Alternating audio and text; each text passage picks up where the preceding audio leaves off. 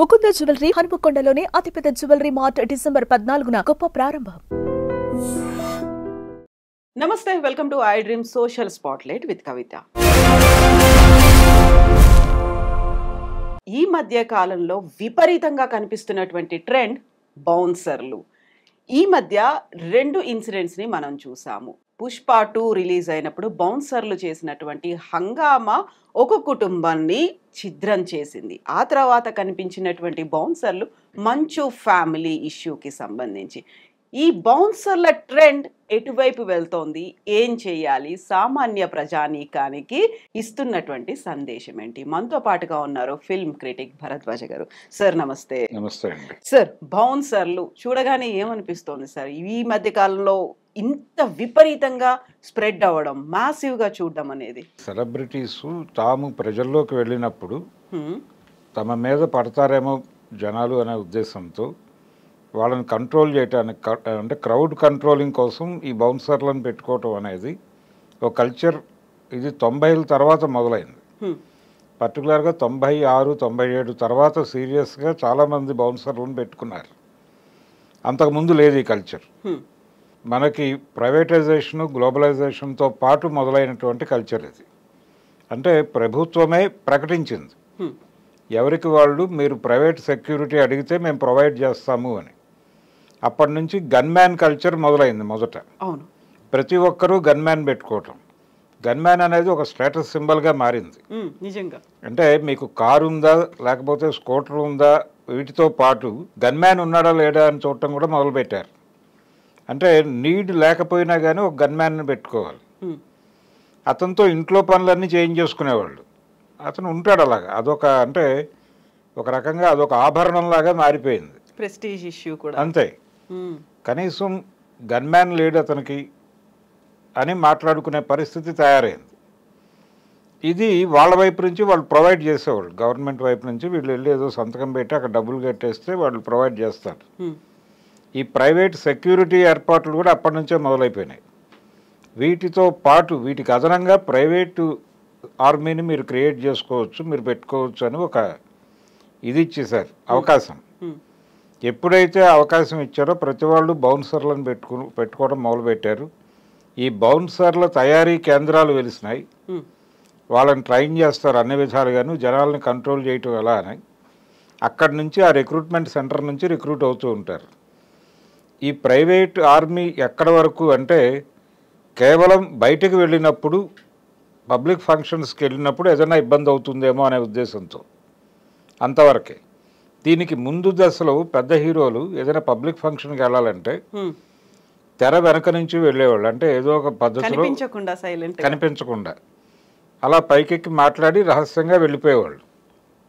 అది ఎవరికి ఇబ్బంది లేని వ్యవహారం. కొంతమంది మాత్రం జనంలో నుంచి వెళ్ళేవాళ్ళు. అంటే ఎన్టీ రామారావు గారి సద్దినోత్సవ సభలో ఆయన జనంలో నుంచి వెళ్ళేవాడు. అంటే ఆయనే కంట్రోల్ చేసుకుంటూ వెళ్ళేవాడు.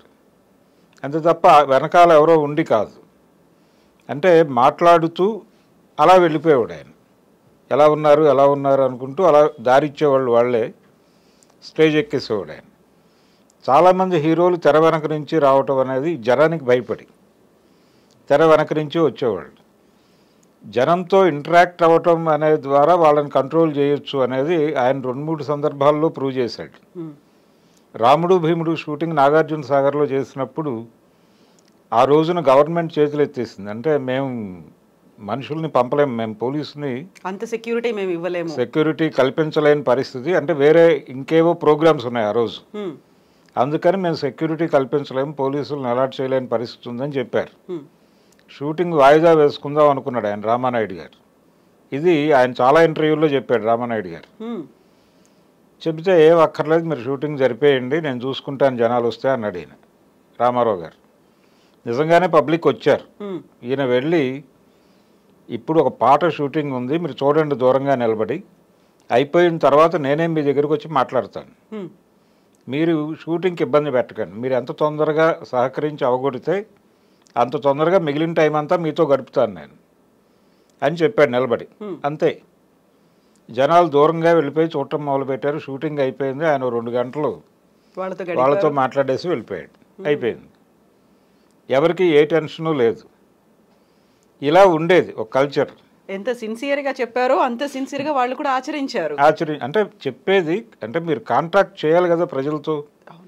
ఇప్పుడు పుష్పాది జరిగింది ఏంటంటే అల్లు అర్జున్ అక్కడికి జనరల్గా అన్ని సినిమాలకి వచ్చినట్టే వచ్చాను అని చెప్పాడు ఆయన తర్వాత. కానీ అలా రాలేదు ఆయన. జనరల్గా హీరోలు అనుసరించే పద్ధతి ఏంటంటే థియేటర్లోకి వెళ్ళిపోయి సైలెంట్గా థియేటర్లో ఆడియన్స్ మధ్యలో కూర్చుని వాళ్ళకే తెలియకుండా సడన్గా ఇంటర్వెల్ టైంలో ఒకసారి లేచి చెయ్యి ఊపుతాడు ఆయన. ఎలా ఉంది సినిమా అంటే అద్భుతం అంటారు వాళ్ళు, అయిపోతుంది, కాసేపు చప్పట్లు కొడతారు, మళ్ళీ కూర్చుంటారు, సినిమా మొదలవుతుంది, వీళ్ళు వెళ్ళిపోతారు. ఇదొక పద్ధతి. లేదు సినిమా నడుస్తూ ఉండగా స్టేజ్ మీదకి వచ్చి మాట్లాడటం అనేది ఇంకో పద్ధతి. ఇవేవీ కాకుండా థియేటర్ బయట ప్రోగ్రాం పెట్టాడు ఈయన. థియేటర్ బయట ప్రజలకు అభివాదం చేయటం అనే పని మొదలుపెట్టాడు. దీనికి ఆ లోకల్గా ఉన్న ఆయన అభిమానులందరికీ మెసేజ్లు వెళ్ళినాయి ఆ థియేటర్కి వస్తున్నాడు అని. అంటే ఆయన పిఆర్ టీం పంపించేసింది. దాంతో వాళ్ళు వచ్చేసారు. ఆ థియేటర్ కెపాసిటీ ఎంత అనేది ఎవరికి తెలియదు. ఇప్పుడు థియేటర్ల పరిస్థితి ఎలా తయారైందంటే ఇవన్నీ కూడా 2 వీలర్స్ ఎక్కువగా ఉన్నప్పుడు డిజైన్ చేసినటువంటి థియేటర్స్. పార్కింగ్ ఎలా ఉంది? పార్కింగ్ ఇప్పుడు 500 సీటింగ్ కెపాసిటీ ఉంటే అందులో 250 కార్లు వస్తున్నాయి. ఈ కార్లను ఎలా అకామిడేట్ చేయాలో వాళ్ళకి అర్థం కావట్లేదు. ఈ గందరగోళం మధ్యలో 2 థియేటర్లు ఉన్నాయి అక్కడ. 2వ థియేటర్కి వచ్చినటువంటి కార్లు దాంతో ఒకవైపు ప్యాక్ అయి ఉంది. ఆ 2వ వైపు చాలా తక్కువ, దాదాపు 10 కార్ల కంటే పట్టే ప్లేస్ లేదు అక్కడ. ఈ గందరగోళం మధ్యలోకి ఇతను వచ్చి నిలబడ్డాడు. బయట అభిమానులు ఉన్నారు, వీళ్ళని కంట్రోల్ చేయడానికి బయట రోడ్డు మీద ట్రాఫిక్ ఉంది. దాంతో పోలీసులు లాఠీచార్జ్ లాంటిది చేశారు అక్కడ. దాంతో ఈ ప్రజలు థియేటర్లోకి వచ్చేసారు, ఫ్యాన్సే వచ్చారు. ఈ ఘర్షణ మధ్యలో జరిగినటువంటి సంఘటన అది. ఆ తోపులాటలు, ఆ అమ్మాయి చనిపోవటం, రేవతి అనేటువంటి అమ్మాయి చనిపోవటం అనేది అక్కడ అలా జరిగింది. అది ఆయనకేమో బౌన్సర్లు ఉంటారు కాబట్టి ఆయనకు వచ్చిన ఇబ్బంది ఏం లేదు. వాళ్ళు ప్రొటెక్ట్ చేస్తూ లోపలికి తీసుకెళ్లి కూర్చోబెట్టి ఆయన బయటకు తీసుకెళ్ళిపోతారు. అది వాళ్ళ బాధ్యత, సెక్యూర్డ్గా ఉంచడమే వాళ్ళ బాధ్యత. కానీ ఈ అమ్మాయికి బౌన్సర్లు లేరు. ఈవిడ కేవలం అల్లు అర్జున్ని చూడటం కోసం వెళ్ళలేదు అక్కడికి, తన కుమారుడికి సినిమా చూపించడం కోసం తీసుకెళ్లారు అంతే. దాంతో ఆవిడ ప్రాణం కోల్పోవాల్సి వచ్చింది. అతను చాలా కాలం హాస్పిటల్లో సఫర్ అయ్యాడు పిల్లాడు. ఈ కండిషన్ అంటే ఏం కన్వే చేయదలుచుకున్నాడు అల్లు అర్జున్ అక్కడికి రావటం ద్వారా? ఒక ప్రచారంలో భాగంగా వచ్చాడు అక్కడికి.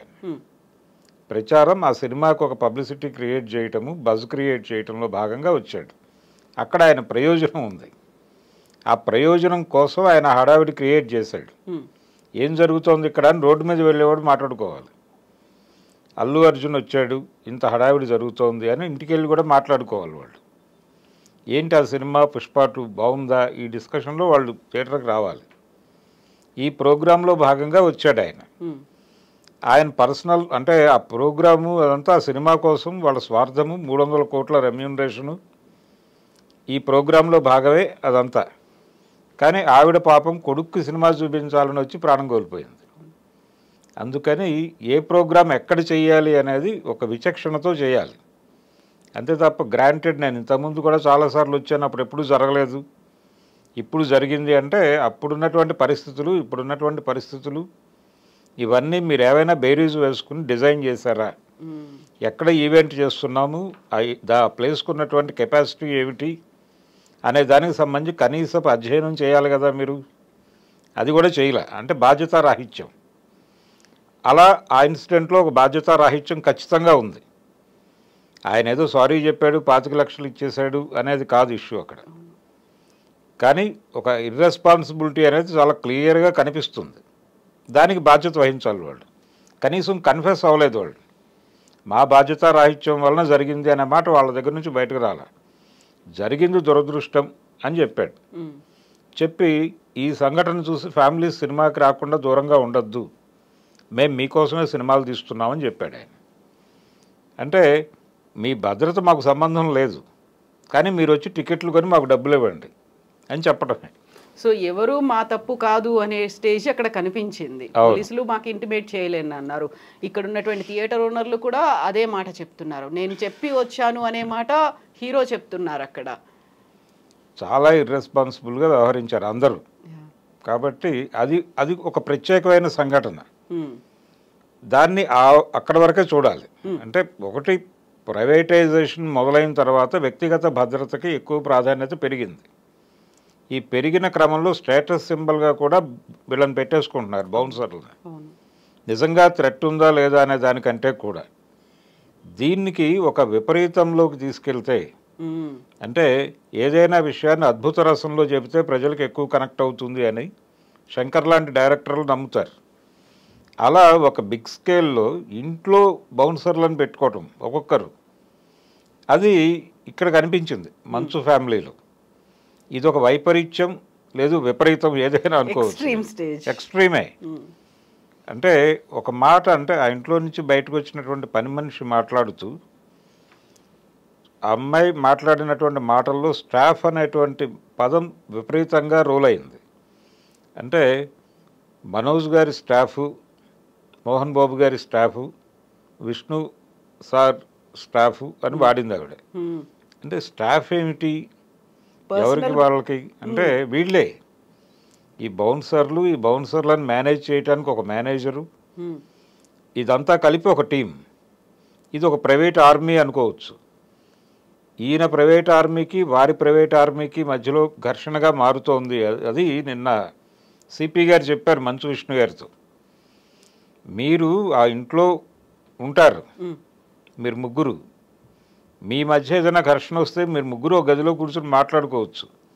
కానీ ఈ ఘర్షణ మీతో ఆగదు, మీ ప్రైవేట్ ఆర్మీకి వెళ్ళిపోతుంది, పాస్ ఆన్ అవుతుంది. వాళ్ళల్లో వాళ్ళు రియాక్ట్ అవ్వచ్చు మీ మెప్పు కోసమే.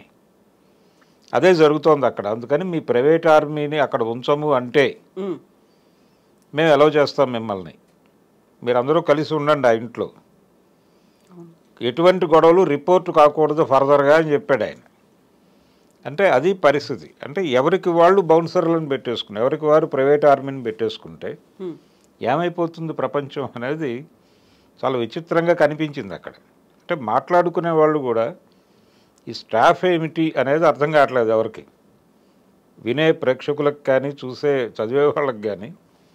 అంటే ఎవరి మధ్య అయినా ఘర్షణ జరుగుతుంటే ఎవరి ప్రొటెక్షన్ కోసం వాళ్ళ ఇంట్లో భార్యాభర్తల మధ్య కూడా ఘర్షణలు జరుగుతాయి. వాళ్ళిద్దరూ కూడా బౌన్సర్లను పెట్టుకుంటే ఎలా ఉంటుంది పరిస్థితి అనేది ఒక ఎక్స్ట్రీమ్లోకి వెళ్ళి ఆలోచిస్తే నిజానికి ఎవరైనా కార్టూన్ వేయవచ్చు దీని మీద. భార్య తాలూకా బౌన్సర్లు, భర్త తాలూకా బౌన్సర్లు కాల్పులు జరుపుకునేదాకా పెడితే పరిస్థితి ఎలా ఉంటుంది అనేది ఒక సటైరికల్గా రాయొచ్చు. అది పరిస్థితి ప్రస్తుతం. బౌన్సర్లతో భయపెడుతున్నారు జనాలని. ఈ బౌన్సర్లు ప్రైవేట్ ఆర్మీగా మారిపోయి వీళ్ళ మీద ఎవరైనా ఏదైనా మాట్లాడితే ఇంట్లోనైనా వీళ్ళు వెళ్ళి అటాక్ చేసేస్తున్నారు. అంటే వీళ్ళని రక్షించడం వరకే బాధ్యత వాళ్ళది ఒరిజినల్గా. కానీ వీళ్ళ తరఫున వాళ్ళు సైన్యంగా మారిపోయి అవతల వాళ్ళ మీద దాడి చేస్తున్నారు. ఇది ప్రమాదం. దీన్ని గుర్తించి కేసులు పెట్టాలి వీళ్ళ మీద. మొన్న జరిగిన ఇన్సిడెంట్లో కూడా వీళ్ళు రియాక్ట్ అయ్యి ఒకళ్ళతో ఒకళ్ళు తలబడ్డారు. ఈ తలబడటం వలన జరిగిన నష్టం ఎక్కువ. అక్కడ ముగ్గురు స్టాఫ్ ఘర్షణ వలన అంత బీభత్సం జరిగింది అని అమ్మాయి చెప్పింది క్లియర్గా. పైగా ఈ స్టాఫ్లో ఉన్న అతను ఓవర్ యాక్షన్ చేస్తే అతను రియాక్ట్ అయ్యాడు మనోజ్. ఆ రియాక్ట్ అవటం అనేది ఆయనకు నచ్చలేదు. నా స్టాఫ్ మీదకి నువ్వెందుకు వచ్చావని. వీళ్ళ ద్వారా కూడా గొడవలు జరుగుతున్నాయి లోపల. ఇవన్నీ ఉరుమురిమి మంగళం మీద పడ్డట్టుగా ఒక జర్నలిస్ట్ మీద పడ్డారు. ఇవన్నీ అయిపోయి ఒక ఫ్రస్ట్రేషన్ పీక్ స్టేజ్కి అది కూడా వెళ్ళిపోయి. అంటే మోహన్ బాబు గారికి ఇది కొత్త కాదండి. ఇది నాకు తెలిసి ఇది రెండో ఇన్సిడెంట్ ఆయన మీడియా మీద దాడి చేయటం అనేది. ఇంతకు ముందు అంటే ఆయన కెరియర్ మెడ్రాస్లో ఉన్న రోజుల్లో ఒకసారి చిత్రభూమి అని ఆ రోజుల్లో ఆంధ్రభూమికి ఒక పత్రిక ఉండేది, సినిమా మ్యాగజైన్. ఆ చిత్రభూమి రిపోర్టర్ మీద ఆయన మెడ్రాస్లో దాడి చేసిన ఒక సంఘటన రిపోర్ట్ అయ్యి రికార్డ్ అయింది. అంటే ఆ రోజున అంటే మిగిలిన ప్రెస్ కంటే అతను కొంచెం భిన్నంగా రాశాడు ఈయన జీవితానికి సంబంధించిన ఒక ఇన్సిడెంట్ మీద. అంటే ఈయన మొదటి భార్య విద్యాదేవి, ఆవిడ చనిపోయింది అనారోగ్యంతో అని రాస్తున్నారు ఈ మధ్య చాలామంది. కాదు, ఫైర్ యాక్సిడెంట్లో చనిపోయింది ఆవిడ. ఇంట్లో జరిగినటువంటి ఫైర్ యాక్సిడెంట్లో చనిపోయింది. ఈ ఫైర్ యాక్సిడెంట్ వెనకాల మోహన్ బాబు ప్రమేయం ఉందా అని అనుమానం వచ్చేలాగా కథనం రాశాడు అతను. రాస్తే దానికి రియాక్ట్ అయ్యి ఇతను వెళ్ళి గొడవపడి అతన్ని కొట్టడం జరిగింది అక్కడ. తర్వాత మళ్ళీ నిన్నటి ఇన్సిడెంట్లో TV9 రిపోర్టర్ మీద దాడి జరగటం, ఇది రెండో కేసు ఆయన లైఫ్లో. అయితే ఈ కేసులో అంటే ఆయన తీవ్రంగా ఈ మధ్య కాలంలో తన కుటుంబాన్ని మీడియా టార్గెట్ చేస్తోంది అనేది ఆయన ఫీల్ అవుతున్నాడు. ఆ ఫీల్ అవుతున్నటువంటి క్రమంలోనే మీడియాకి చెప్పడం ద్వారా ఇన్ని కంట్రోల్ చేయొచ్చు అనే అభిప్రాయం మనోజ్కి కలిగి ఉండొచ్చు. కలగటం వల్లనే ఆ మధ్య ఒకసారి ఆయనే స్వయంగా అంటే ఒక ఆడియో బయటకు వచ్చింది, ఒక వీడియోతో పాటు మనోజ్ వాయిస్తో ఒక ఆడియో బయటకు వచ్చింది. అదేంటంటే ఇలా మా బంధువుల్ని టార్చర్ పెట్టి కంట్రోల్ చేసే ప్రయత్నం చేస్తున్నాడు మా అన్న అని చెప్పేసి తన స్టాఫ్ని అన్నొచ్చి బెదిరించినటువంటి ఒక వీడియో పెట్టాడు ఆయన. పెట్టి తర్వాత అది నాకు సంబంధం లేదు, అది ఎలాగో బయటకు వచ్చిందని చెప్పాడు. అంటే అప్పుడేదో టెంపరీగా మాట్లాడుకుని ఉంటారు వాళ్ళు, కానీ అదేదో మీడియా క్రియేట్ చేసినట్టుగా మాట్లాడాడు. తర్వాత తనే మనోజే మా ఇంట్లో ఏం జరుగుతోందో నన్ను అడగండి, మీడియాని అడగండి అన్నాడు ఆయన ఒక చోట చాలా వెటకారంగా. సరే అదొక ధోరణి, కానీ మీడియా తనని ఇబ్బంది పెడుతోంది అని మోహన్ బాబు గారు ఫీల్ అవటం అనేది జరుగుతోంది. వాళ్ళ ఇంట్లో హెయిర్ డ్రెస్సర్ని కొట్టారు ఒకసారి, అది దాదాపుగా మీడియాలో విపరీతంగా సర్క్యులేట్ అయింది, చాలామంది మాట్లాడారు, దాంతో ఆయన తీవ్రంగా గాయపడ్డాడు. అప్పటి నుంచి ఆయనకు మీడియా మీద ఒక చిరాకు కోపం ఉంది. అంటే టార్గెట్ చేస్తున్నారు తమని, తమ కుటుంబాన్ని, తన ఇంటి పేరుని అన్నిటినీ ట్రోల్ చేస్తున్నారు అనే ఒక కోపం ఉంది ఆయనకి. ఆ కోపం ఆయనకి ప్రదర్శించే అవకాశం దొరకలేదు, నిన్న బయటపడింది. అంటే అంత వ్యతిరేకత ఉంది ఆయనకి. ఆ మైక్ లాక్కున్న పద్ధతి, ఆ వీడియో, ఆయన దాడి చేసిన పద్ధతి, కొట్టిన పద్ధతి ఆపుతున్నా ఆగట్లేదు ఆయన. ఆ ఏజ్లో ఆయన అంటే ఇప్పుడు కొంచెం సంయమనంతో 10 మందికి చెప్పాల్సిన ఆయన అలా దాడి చేయటం ఏమిటి అని అంటున్నారు, కానీ ఆయన ఎమోషన్ చూస్తే అలా లేదు. కాకుంటే సార్ ఇక్కడ ఇంకొక మాట వినిపిస్తోంది, మైక్ పెట్టడమే చాలా గట్టిగా పెట్టేసరికి అది కంటికి దెబ్బ తగిలేలా వెళ్ళింది అనేటువంటి మాట కూడా వినిపిస్తోంది. అది అందుకే అంత రియాక్ట్ అయ్యారు అని. మైక్ పెట్టేటప్పుడు కొంచెం ఇబ్బంది కలిగించి ఉండొచ్చు, చాలామందిని అలా పెడతారు. అంటే అది డైలాగ్తో పోవాలి. అంటే ఇంటర్నల్గా ఆయనలో ఒక చిరాకు ఉంది, వీళ్ళెందుకు వచ్చారు ఇక్కడికి అనే చిరాకు. ఇది జడ్జి గారు కూడా అన్నాడు ఆ మాట. నిన్న ఆయనకి 24 వరకు అవకాశం కల్పించడమే జరిగింది తప్ప ఈ సంబంధం లేదు దీంతో అని అనలేదు జడ్జి గారు. అప్పుడు ఆయన ఒక పర్సనల్ స్టేట్మెంట్ ఇచ్చాడు పీపీతో మాట్లాడుతూ. ఆయన అన్న మాట ఏంటంటే, వాళ్ళంతటా వాళ్ళు వచ్చారా, వీళ్ళు పిలిచారా, లోపలికి ఎలా వచ్చారు వాళ్ళు అని అన్నాడు. అది కేవలం ఒక అభిప్రాయ ప్రకటన, ఇందులో లేదు, ఆ వివరంగా లేదు అనేది చెబుతూ ఆయన అన్న మాట అది. అయితే ఉదయం నుంచి గొడవ మొదలైంది. అంటే ఫస్ట్ మనోజ్ తనని కొట్టాడు మోహన్ బాబు అని అన్నాడు అని ముందు బయటకు వచ్చింది, ఈయన కంప్లైంట్ చేశాడు అని. అది తనే అక్నాలెడ్జ్ చేశాడు, ఆయన 100కి ఫోన్ చేశాను అని చెప్పాడు. అంటే ఒక విషయం నిర్మోహమాటంగా మాట్లాడుకోవాలి ఇక్కడ. ఎవరైనా సరే ఒక కాంట్రవర్షియల్ ప్రెస్ మీట్ పెడుతూ ఆ ప్రెస్ మీట్కి రమ్మని రిపోర్టర్లను ఆహ్వానిస్తూ ఇస్తే ఆ లెటర్ పోలీసులకు కూడా చేరుతుంది, వాళ్ళు వచ్చిన ఆశ్చర్యం లేదు అక్కడికి. అలాగే పోలీసులకు తెలిసిన విషయాలు కూడా మీడియాతో షేర్ చేసుకుంటారు వాళ్ళు. అలా షేర్ అయింది అది. ఈయన వాంటెడ్గా చెప్పుండకపోవచ్చు, కానీ ఆయన కంప్లైంట్ చేసిన విషయం బయటకు లీక్ అయింది. లీక్ అయిన దగ్గర నుంచి మీడియా అటెన్షన్ పెట్టింది అక్కడ. వెంటనే మోహన్ బాబు పిఆర్ టీం ఇవన్నీ అవాస్తవాలు అని చెప్పి వాళ్ళు ఒక ప్రకటన ఇచ్చారు. ఆ ప్రకటన ఇచ్చిన తర్వాత మళ్ళీ మోహన్ బాబు ఒక లెటర్ రాశాడు, ఆ లెటర్ బయటకు వచ్చింది. ఇలా అక్కడేదో జరుగుతోంది సంథింగ్ అనేది ఒకటి అందరినీ డ్రైవ్ చేసి అందరూ వెళ్ళి అక్కడ కూర్చున్నారు. అంటే శ్రీశ్రీ గారు ఒక మాట అంటాడు, వ్యక్తిగత జీవితం వారిష్టం, ప్రైవేట్ జీవితం వారిష్టం, కానీ పబ్లిక్న పడితే యావైనా అంటాం అని. అది కాబట్టి ఇక్కడ వీళ్ళు సెలబ్రిటీసు, వాళ్ళ ఇంట్లో ఏదో ఘర్షణ జరుగుతోంది, చాలా కాలంగా జరుగుతోంది. ఇది మనోజ్కి విష్ణుకి పడటం లేదు, వాళ్ళిద్దరూ రెగ్యులర్గా కొట్టుకుంటున్నారు, అది బయటకు రావటం లేదు. ఇతను చాలా సందర్భాల్లో విడిగా ఉన్నాడు. అలాగే అతని వివాహం సందర్భంగా ఒక గొడవ, ఆ పెళ్లి వాళ్ళకి ఇష్టం లేదని మంచులక్ష్మి గారు చొరవ చేసి అందరినీ ఒక చోటకు తీసుకొచ్చి ఆ వివాహాన్ని జరిపించారని, ఇవన్నీ అందరికీ పబ్లిక్ డొమైన్లో ఉన్న విషయాలే. ఈ విషయాలన్నీ ప్రేరేపించడంతో జనాలు అక్కడికి వెళ్ళారు. వెళ్ళి అక్కడ ఏం మాట్లాడతారో తెలుసుకుందామనే క్యూరియాసిటీతో లోపలికి వెళ్ళారు. అక్కడంతా యుద్ధ వాతావరణం ఉంది. ఈ యుద్ధ వాతావరణం క్రియేట్ చేసింది మీడియా కాదు. ఆ యుద్ధ వాతావరణంలో ఒక రిపోర్టర్ వెళ్ళినప్పుడు మైక్ పైకి వెళ్ళి ఉండొచ్చు, కిందకి వెళ్ళి ఉండొచ్చు, ఏదైనా జరిగి ఉండొచ్చు. అప్పుడు ఆయన ఏం చెప్పాలి, మీరు దూరంగా ఉండండి, మీరు బయటకు వెళ్ళండి, నేను బయటకు వచ్చి మాట్లాడతాను, లేకపోతే విడిగా మాట్లాడతాను, ముందు మీరు బయటకు వెళ్ళిపోండి, అందరూ ఆగండి, ముందు వీళ్ళని బయటకు పంపించి మనం మాట్లాడుకుని తర్వాత వెళ్ళి వాళ్ళకు క్లారిఫికేషన్ ఇద్దామని చెప్పి ఉండొచ్చు ఆయన పెద్ద మనిషిగా. అలా కాకుండా ఆయన మైక్ లాక్కుని కొట్టడం అనేది ఇబ్బందికరమే. అంటే ఆయన పాత చరిత్ర అంతా తవ్వుతున్నారు ఇప్పుడు. నేను ఇందాక చెప్పిన ఆంధ్రభూమి ఇన్సిడెంట్తో సహా బయటికి లాక్కు రావాల్సి వచ్చిన పరిస్థితి ఆయనే కల్పించాడు అది. అందుకని ఎవరి మీదైనా దాడి చేయటం అనేది కరెక్ట్ కాదు. మీకు ఇబ్బంది కలగచ్చు, నాకు ఇబ్బంది కలుగుతోంది, మీ ప్రవర్తన బాగాలేదు అని చెప్పండి, ఒక డైలాగ్ చెప్పి ఆ తర్వాత అప్పుడు కూడా అలా రియాక్ట్ అయితే అప్పుడు మీరు ఏదైనా అప్పుడు కూడా మీరు కంప్లైంట్ ఇవ్వాలి. మీరు పోలీస్ కంప్లైంట్ ఇవ్వండి, అతనికి వ్యతిరేకంగా నన్ను ఇబ్బంది పెడుతున్నాడని, తప్పేం లేదు దానిలో. ఎవరి మీద ఎవరు పర్సనల్గా దాడి చేయటం అనేది కుదరదు, డెమోక్రటిక్ స్పేస్లో అది కుదరదు. అది వాళ్ళు ఆలోచించుకోవాలి. పైగా ఆయన నిరంతరం క్రమశిక్షణ అంటాడు. ఆయన ఊతపదంగా మారిపోయింది అది. రెండవది, ఆయన మీద రకరకాల ఎలిగేషన్స్ ఉన్నాయి మోహన్ బాబు గారి మీద.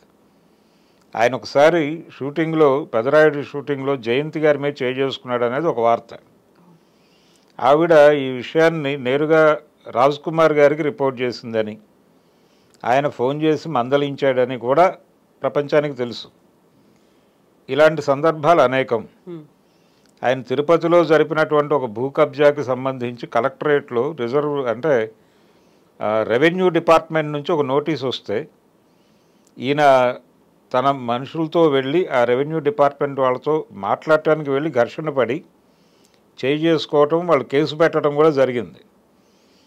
ఆ రోజున ఆయనతో పాటు వెళ్ళిన వాళ్ళలో శ్రీహరి కూడా ఉన్నాడు, నటుడు.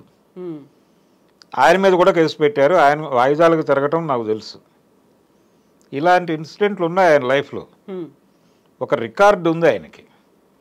ఆ రికార్డు ఉండటంతో మోహన్ బాబు ఇలా బిహేవ్ చేయటం, ఇలాగే బిహేవ్ చేస్తాడు కదా, ఇందులో తప్పే ఉంది అని మాట్లాడుతున్న ఆయన దగ్గరికి వెళ్ళటం వీళ్ళ తప్పు, ఆయన అలా రియాక్ట్ అవ్వటం అనేది సహజం అన్నట్టుగా కొంతమంది మాట్లాడేస్తున్నారు ఇప్పుడు. ఈ రియాక్ట్ అవుతున్న వాళ్ళందరూ చాలా విషయాలు బయటకు తెస్తున్నారు. గతంలో ఆయన చేసినటువంటి సందర్భాలు, ఆయన మీద ఉన్న ఎలిగేషన్స్, అంటే అనేక సందర్భాల్లో ఆయన మీద రకరకాల అభిప్రాయాలు ఉన్నాయి ప్రజలకి. ఈ అభిప్రాయాలన్నీ ఒక్కసారి నెగిటివ్గా బయటకు వస్తున్నాయి ఇప్పుడు.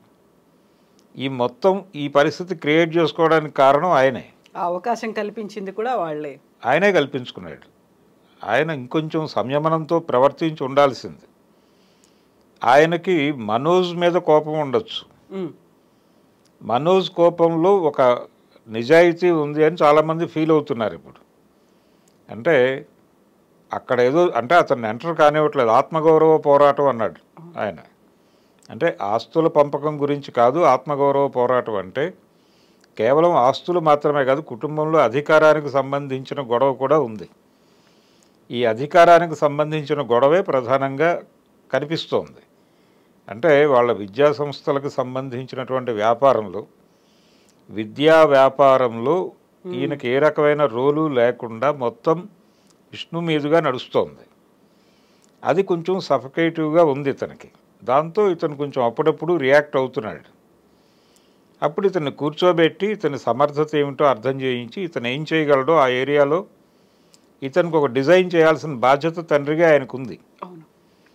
అదేదో జరగలేదు.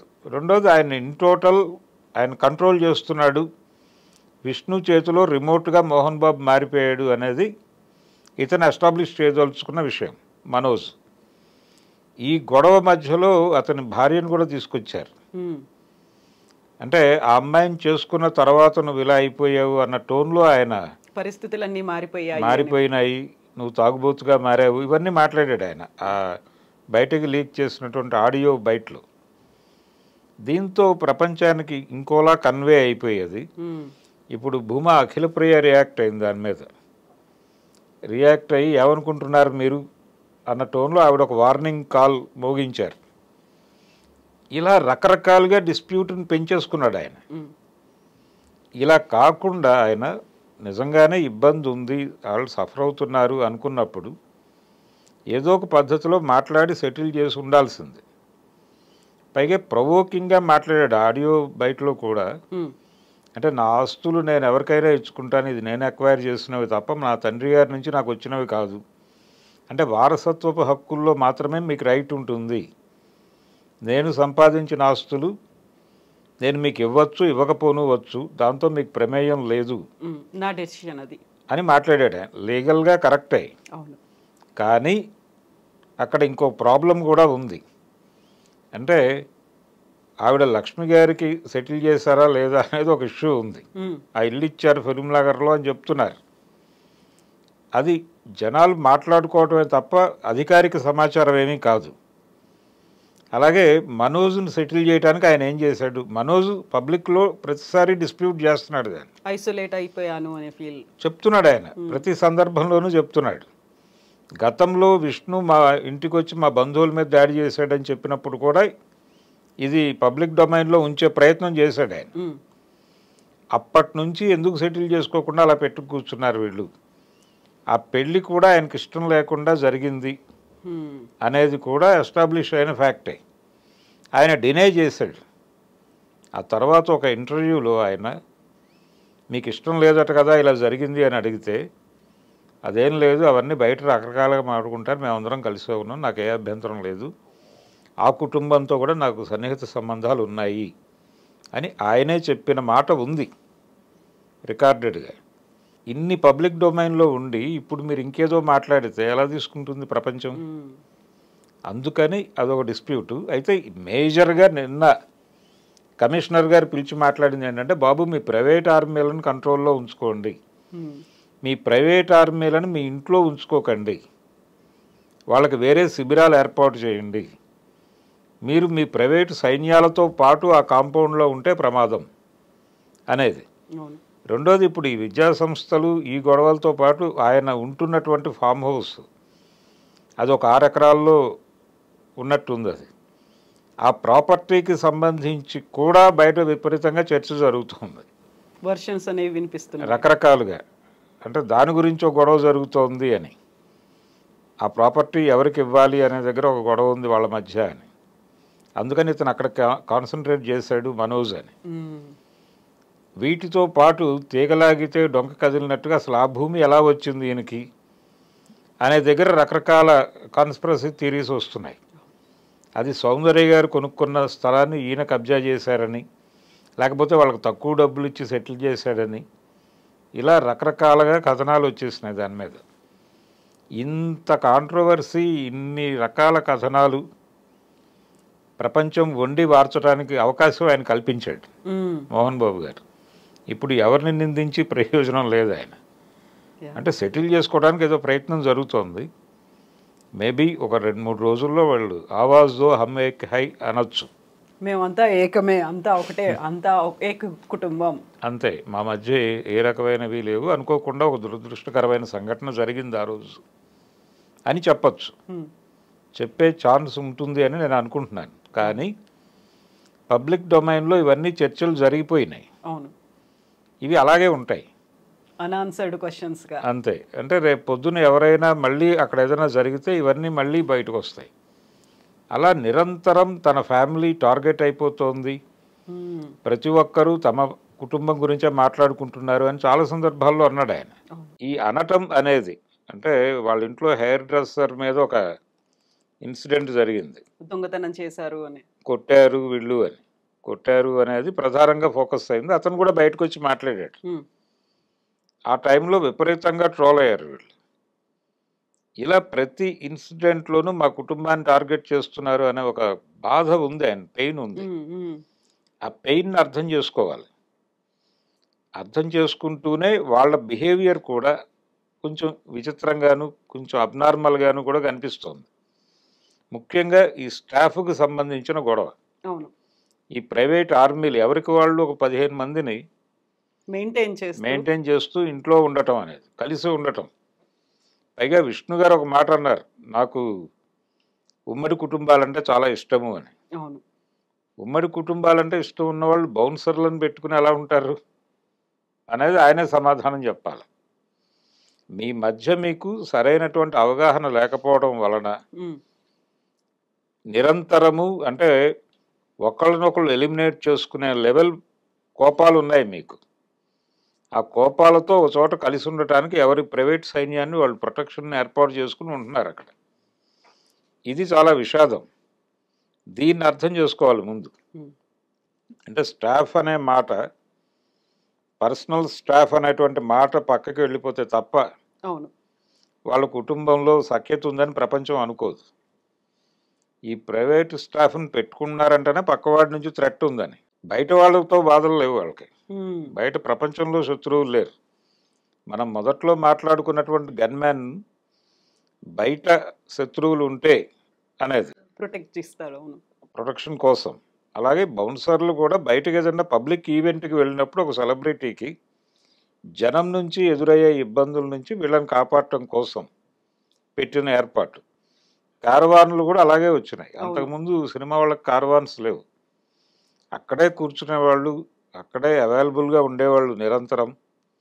ఎంత పెద్ద హీరో అయినా సరే సెట్లోనే ఉండేవాడు. మహా అయితే ఒక చైర్ వేసుకుని మొహం మీద ఒక కర్చీఫ్ వేసుకుని రిలాక్స్ అయ్యేవాళ్ళు, అంతే. సెపరేట్గా ఒక ఫ్యాన్ మెయింటైన్ చేసి అంతవరకు ఉండేది. వచ్చి పిలిచేవాళ్ళు, వెళ్ళిపోయేవాళ్ళు, చేసి ఇంటికి వెళ్ళిపోయేవాళ్ళు. ఇప్పుడు పరిస్థితి అది కాదు. ఎవరి కంపార్ట్మెంట్ వాళ్ళది, ఎవరి జీవితం వాళ్ళది, ఎవరి ప్రొటెక్షన్ వారిది అనుకున్నప్పుడు ఖచ్చితంగా ఇలాంటి గొడవలు జరుగుతాయి. ఇది కొంచెం ప్రపంచం సీరియస్గా పట్టించుకోవాల్సినటువంటి అంశం. అంటే ఈ ప్రొటెక్షన్ కోసం ఒక ఏర్పాటు అయితే గవర్నమెంట్ చేసింది. మీరు పర్సనల్ ఇది చేసుకోవచ్చు సెక్యూరిటీ కోసం అనేది, అది కూడా వ్యాపారమే. ప్రభుత్వం వ్యాపార రంగంలోకి వచ్చాక ప్రతిదాన్ని వ్యాపారమయం చేసిన తర్వాత ఒక వెసులుబాటు కల్పించింది. పోలీసులను కూడా మీరు వినియోగించుకోవచ్చు. ఒక ఈవెంట్ జరుపుతూ మీరు పోలీస్ ప్రొటెక్షన్ కోసం అప్లై చేసి దానికి సంబంధించిన పేమెంట్ చేస్తే వాళ్ళు వచ్చి చూసుకుంటారు. ఇంతకుముందు సినిమా హాళ్ళ దగ్గర జనం క్రౌడెడ్గా ఉంటే వీళ్ళు చెప్పేవాళ్ళు, ఇంటిమేట్ చేసేవాళ్ళు.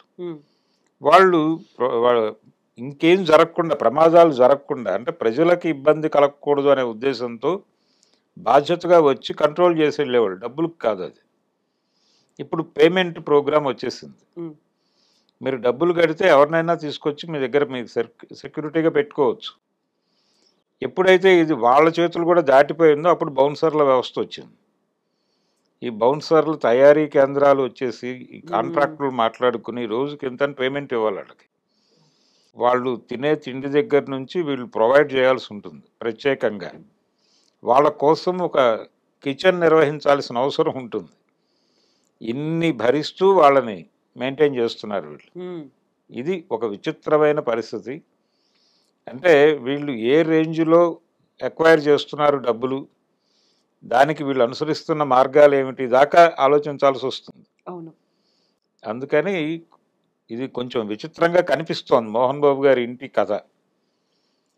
దీని మీద ఎవరైనా సరే, అంటే ఎవరైనా కొంచెం చొరవ చేసి ఒక నవల లాంటిది రాయొచ్చు.